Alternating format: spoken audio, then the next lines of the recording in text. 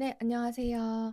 해피한 마음의 해피킴입니다. 오늘 영상은 지난주 영상에 이어서 공포 회피형과 재회하는 것에 대한 두 번째 영상입니다. 일단 공포 회피형과의 재회에서 가장 중요한 전제를 제가 계속해서 말씀을 드리고 있는데요. 그걸 한번 짚고 넘어가도록 하겠습니다. 많은 분들이 가장 힘들어하는 부분일 텐데 왜 공포 회피형은 자꾸 혼란스럽게 행동을 하는가? 좋아하는 마음이 있어도 차라리 선을 확 그어버리면 이렇게까지 힘들진 않을 텐데 자꾸 왔다 갔다 하는 행동을 보인다든지 혹은 만약에 다시 나랑 재회할 마음, 재결합할 마음이 아예 없다고 하면 분명하게 이렇게 딱 끊어버리던지 그것도 하지 않고 계속해서 여지를 주다가 안 주다가 결국엔 재회는 안 되고 이런 상태에서 많은 분들이 곤란해하고 혼란스럽고 당황하는 게 당연한 거라고 생각을 합니다. 그런데 여기서 중요한 포인트가 하나 있어요. 제가 지지난 영상에서도 얘기를 했지만 감정이 남아있는 것과 재결합 의사 혹은 능력, 상태랑은 아예 별개인 부분이다라고 계속 강조를 했었는데 여기에는 상대한테 아직 좋아하는 마음이 남아있는 그 이유도 있지만 또 한 가지는 뭐냐면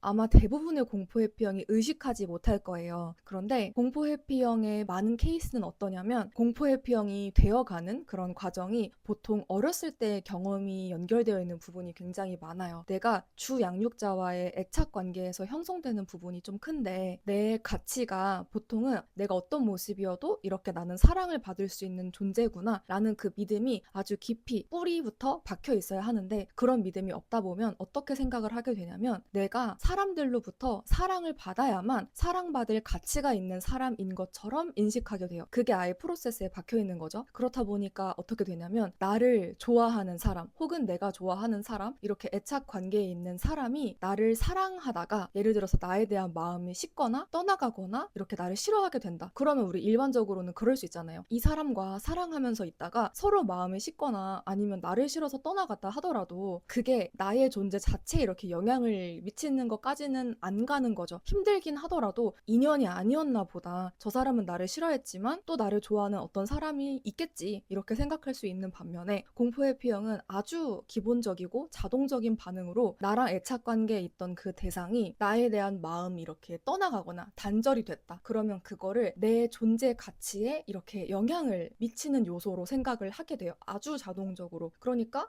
나의 애착 관계 대상이 이렇게 떠나가는 게 마치 내가 사랑받을 만한 가치가 있는 사람이야 하는 그 가치를 낮춰버리는 거죠. 그게 하락으로 이어지는 거죠. 내 자존감이 깎이고 내가 사랑받을 만한 가치가 없구나의 생각으로 무의식적으로 이제 연결이 돼요. 그렇다 보니까 이 사람을 여전히 좋아하는 마음이 있기 때문에 놓치고 싶지 않고 끊어지지 않았으면 하는 마음도 있지만 그게 결국에 내 존재 가치를 건드리는 부분이 되는 거예요. 그래서 더 놓지 못하는 부분도 있습니다. 그래서 재결합 의사가 아예 없다 하더라도 내가 선을 여기서 분명하게 그어버리면 이 사람과 단절되잖아요. 그럼 그게 결국에 곧 나는 사랑받을 자격이 없는 사람이구나를 확인하는 경험처럼 인식이 되는 거죠. 그래서 더 놓지 못하는 것도 있습니다. 물론 모든 공포 회피형이 다 그런 건 아니지만 어렸을 때부터 이런 어떤 가치가 뿌리 깊이 박혀있는 사람들은 그럴 수 있다는 거예요. 그래서 결론적으로는 이런 심리가 바탕에 깔려있는 거고 그렇기 때문에 이 사람이 얼마나 상대를 사랑하고 여전히 좋아하고 감정이 얼마큼 남아있느냐와 재결합 의사, 능력 이런 거는 아예 별개라는 거를 여러분이 꼭 핵심적으로 기억해 주시면 좋을 것 같습니다. 자, 그러면 오늘은 지난번에 예고를 했던 대로 공포 회피형의 어떤 유형별로 특성별로 재회에 대한 이야기를 좀 나눠서 설명을 해볼까 해요. 이거는 공포 회피형 자체를 이렇게 유형별로 나눴다기보다 공포 회피형과 이별을 한 상태에서 공포 회피형들이 보이는 반응들이 있어요. 그거를 제가 이렇게 크게 5가지 분류로 나눠 본 거죠. 제가 이거를 이렇게 표를 보여드릴 건데 요거를 일단 먼저 보시고요.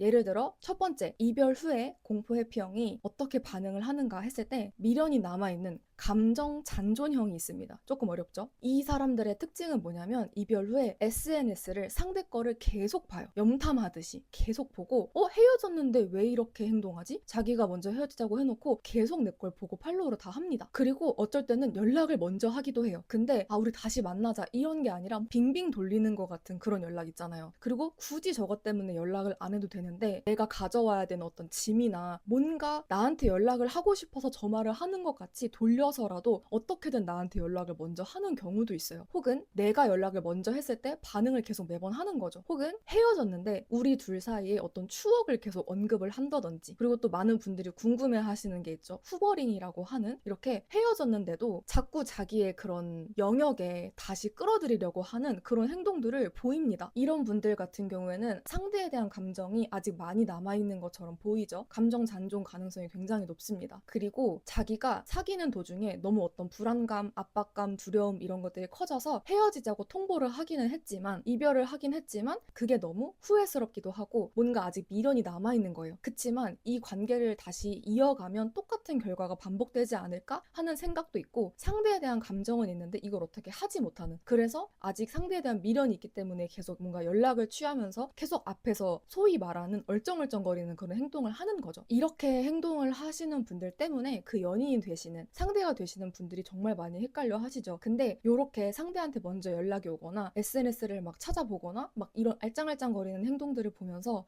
이것은 신호다 라고 받아들이고 대뜸 덥석 그걸 잡으려고 하시는 분들이 있어요. 근데 이 공포회피형이 미련이 많이 남아있고 후회를 하고 있고 뭔가 다시 어떻게든 재회를 하고 싶어 하는 마음이라면 어쩔 수 없는 척 하면서 그걸 받아줄 수도 있거든요. 근데 대부분은 그렇게 상대가 옳았구나, 신호구나 하고 받아들여서 막 다시 나한테 연락을 하거나 장문의 어떤 카톡을 막 보내면서 구구절절 우리 과거의 그런 이야기를 하거나 내가 어떤 것을 잘못했다, 생각해보니까 네가 이랬을 것 같다 하면서 막 장문의 이야기를 보내거나 우리의 의미를 다시 상기시키거나 이런 것들을 계속 보내면 처음에는 압박감과 두려움 이런 것들 때문에 멀어졌는데, 멀어지고 나니까 다시 이제 관계가 가까워졌으면 좋겠는 거예요. 근데 상대의 이런 연락이나 이런 막 나를 밀고 들어오는 그런 행동을 봤을 때 다시 불안해지고 두려워지고 압박감이 또 크게 됩니다. 그럼 그때부터 다시 밀어내는 거죠. 여기서 이제 공포회피형의 상대가 되시는 분들이 미치는 거예요. 본인이 이렇게 나한테 먼저 표현을 해놓고 다시 마음 있는 것처럼 해놓고 내가 다시 오케이 너 이거 원하는구나 하고 다가갔더니 또다시 멀어지니까 미칠 노릇인 거죠. 이때는 뭐가 필요하냐면 제가 지금 말씀드렸던 매달리는 것 같은 행동, 그리고 막 잘못한 것들을 막 끄집어내갖고 내가 이런 걸 잘못했다 막 이해하려고 하는 그런 말들, 이런 긴 설명, 이런 것들이 오히려 압박이 될 수 있습니다. 이 기간에 가장 중요한 것은 일단은 공포회피형이 하는 행동을 쭉 보면서 정말 안정감 있는 그런 행동과 일관된 그런 태도로 대하는 게 중요해요. 왜냐하면 공포회피형은 본인이 이런 혼란스러운 행동을 하면서 상대한테 폐를 끼치고 뭔가 이게 잘못된 것 같은 걸 느낌적으로도 당연히 알아요. 모르지 않는데 내가 어떤 말을 했을 때 이 상대가 막 이렇게 미안해하는 것 같거나 여전히 너한테 마음이 있다라고 이런 식으로 밀고 들어오면 내가 또 이 사람한테 영향을 이렇게 주고 있구나, 아 이거 정말 잘못된 건데 라고 하면서 또 괴로워지는 거죠. 그러니까 자기도 이 사람을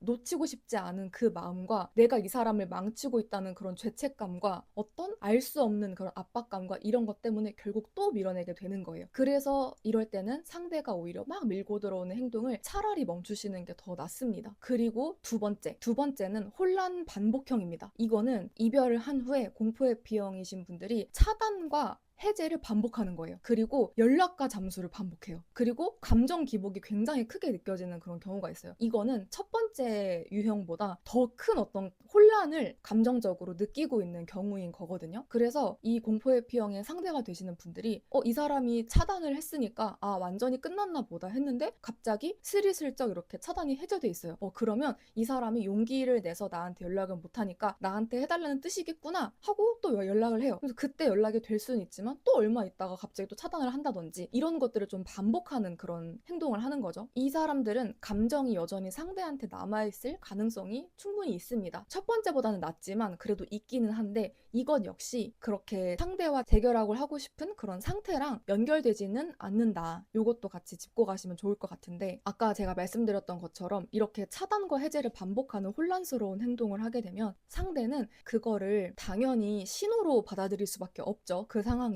그런데 이렇게 혼란스러운 행동들을 할 때 여러분들이 공포회피형을 대하는 기준을 삼을 게 이제 심리보다는 행동에 집중을 하셔야 됩니다. 이게 무슨 말이냐면 공포회피형이 이렇게 대놓고 표현하지 않는 어떤 간접 표현 있잖아요. 뭐 SNS 상으로 이렇게 뭔가를 표현한다든지 아니면 나만 알 수 있는 뭔가를 표출한다든지 간접적으로 표현하는 게 있어요. 그럼 그거를 보면서 우리는 이제 상대의 심리를 막 캐치하려고 하거든요. 근데 행동은 막상 또 차단인 상태인 거예요. 이럴 경우에는 난 일단 뭘 기준으로 삼아야 되냐 했을 때는 무조건 행동을 기준으로 삼으셔야 합니다. 이 차단과 해제를 반복하는 공포회피형이 뭔가 느껴지는 건 여전히 나한테 마음이 있는 것 같더라도 이 사람이 정확하게 나의 의사로 표현한 거는 지금 차단했어요. 그러니까 나 너랑 연락하고 싶지 않은 상태야. 연락할 수가 없는 상태고 연락을 하면 너나 내가 힘들어질 것 같아서 내가 차단을 해버린 상태야 라고 못을 박아둔 거기 때문에 실제로 이 사람이 나한테 마음이 있다고 하더라도 그때는 그냥 차단을 하고 싶은 거구나, 나랑 이야기할 상태가 아닌 거구나로 받아들이시는 게 나아요. 그러니까 심리를 여기서 더 이상 막 분석하고 추측할 필요가 없는 거죠. 그러니 공포회피형이 차단을 한 상태다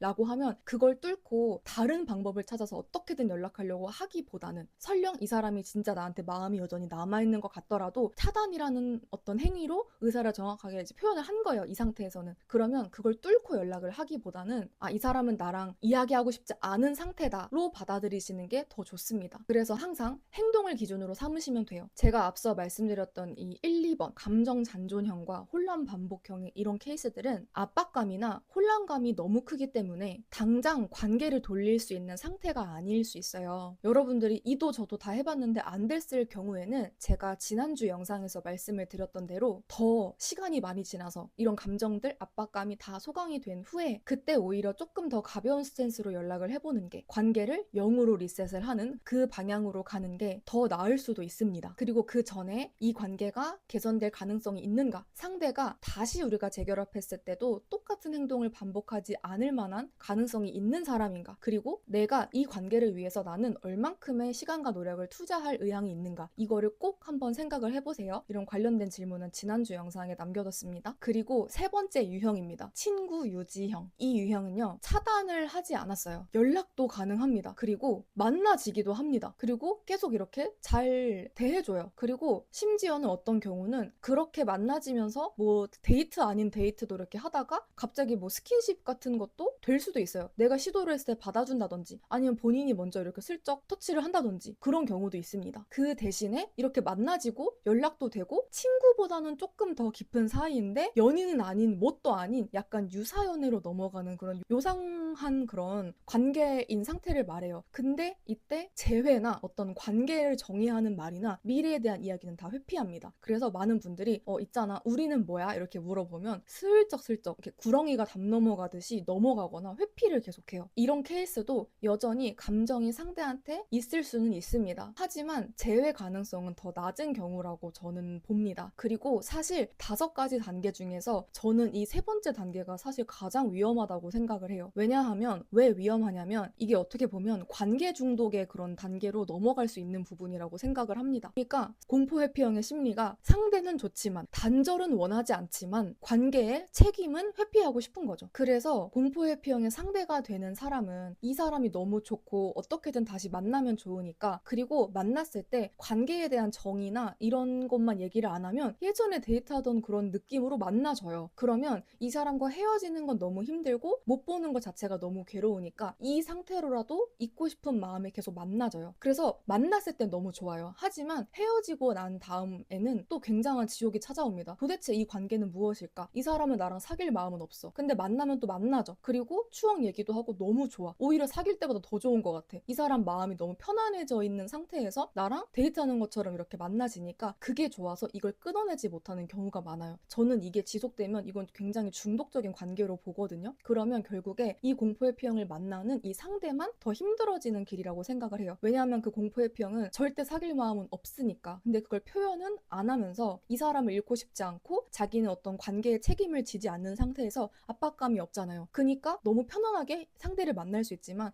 상대는 연인도 아니고 친구도 아닌 뭣도 아닌 관계인데 만났을 때만 좋은 거예요. 그러니까 이걸 계속 이어가면서 자기는 정작 힘들어지는 거죠. 만약에 지금 그런 상태에 세 번째 단계에 놓여있는 사람이 있다고 한다면 일단 첫 번째로는 본인 스스로 이 관계에 대해서 꼭 점검을 해보세요. 지난주 영상 보시면서. 그러면서 나는 이렇게 내가 괴롭긴 하지만 이 사람이랑 완전 단절될 수는 없으니 이 사람이랑 끊어지는 건 상상도 할 수 없어. 나는 이 관계로라도 계속 가고 싶어 라고 하시면 그때 제가 말씀드렸던 재접촉, 재회의 방향으로 가시는 거죠. 근데 만약에 난 이 관계가 너무 힘들고 정말 결론을 내고 싶어 하시는 분들이라면 관계 회복 재회의 방향으로 이 공포 회피형이신 분한테 한번 물어보세요. 너는 나를 친구로만 생각하는 거야? 아니면 연인의 가능성도 열어두고 있는 거야? 거야? 라고 어느 순간 분위기가 좋을 때 한번 물어보세요. 그러면 거의 대부분은 회피를 또 합니다. 모르겠어. 뭐 지금은 생각 안 해봤어. 가능성은 있을 수도 있지. 미래는 모르는 거니까. 지금은 친구로 지내고 싶어. 사실 잘 모르겠는데 지금은 아닌 것 같아. 다시 사귀고 싶은 마음은 없는데 넌 정말 나한테 소중한 사람이야. 이런 식으로 애매모호한 답변을 받을 수도 있습니다. 그렇게 됐을 때는 정말 여러분들이 생각 잘 하셔야 돼요. 어떻게 보면 유사연애잖아요. 이 관계로 몇 개월 혹은 1년 이렇게 넘어갈 수도 있는 거예요. 근데 왜 이 관계를 내가 못 끊어내냐 하면 이 사람만한 사람을 내가 못 찾겠는 거죠 또. 왜냐면 같이 사귀고 만났을 때 정말 깊은 사이였고 정말 매력적으로 느껴졌고 정말 대화도 잘 통했고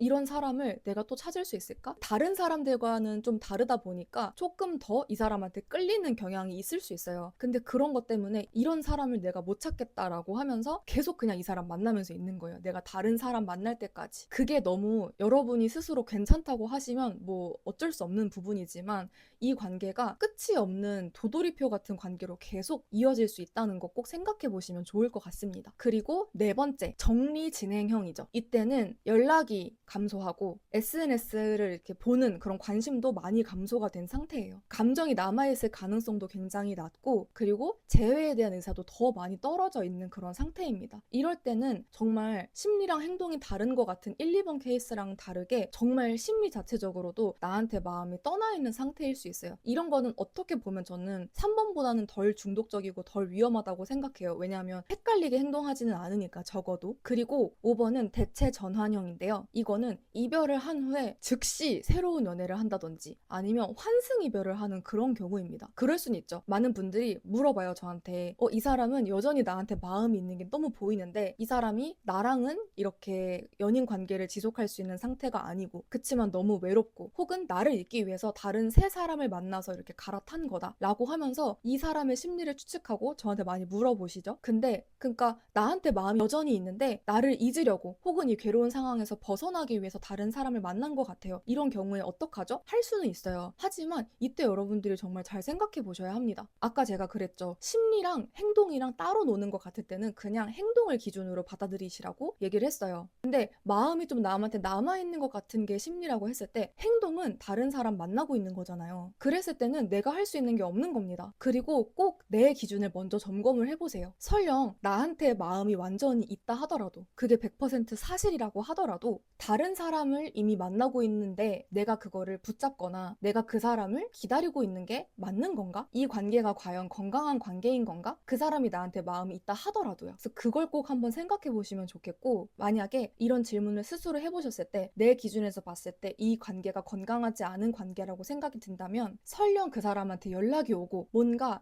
그 사람이 이미 만나고 있는 사람은 그냥 거치레로 만나는 것 같고 나한테 마음이 있는 것 같이 보인다 하더라도 내 기준에 부합하지 않는다면 그때는 그냥 여러분들이 정리를 하시는 게 맞다고 저는 생각을 합니다. 그 사람의 불확실한 그런 심리, 나랑 어떤 재회의 가능성이 있지도 않고 다른 사람을 이미 만나고 있는 그런 상태의 사람의 심리를 내가 분석해서 그 불확실성을 붙잡고 이 관계를 계속 이어갈 만한 그런 가치가 있는 관계인가 이런 거를 꼭 한번 생각해 보시면 좋을 것 같아요. 네, 굉장히 하고 싶은 말은 너무나 많지만 영상의 길이상 그리고 케이스가 너무 많다 보니까 이런 것들을 일일이 다 다루면서 얘기를 하기는 좀 어려운 부분이 있는 것 같아요. 그래서 오늘은 일단 여기서 영상을 마무리하도록 하겠습니다. 제가 말씀드린 이 이별 후에 나타나는 공포회피형의 5가지 어떤 유형에 대해서 한번 쭉 보시면서 나는 어디에 해당되는가 한번 보시면 좋을 것 같고 지난주 영상을 꼭 보시면서 나 스스로의 어떤 관계 기준을 꼭 세워보시는 것을 추천드릴게요. 오늘 영상이 도움이 되셨다면 구독과 좋아요 부탁드리겠습니다. 감사합니다.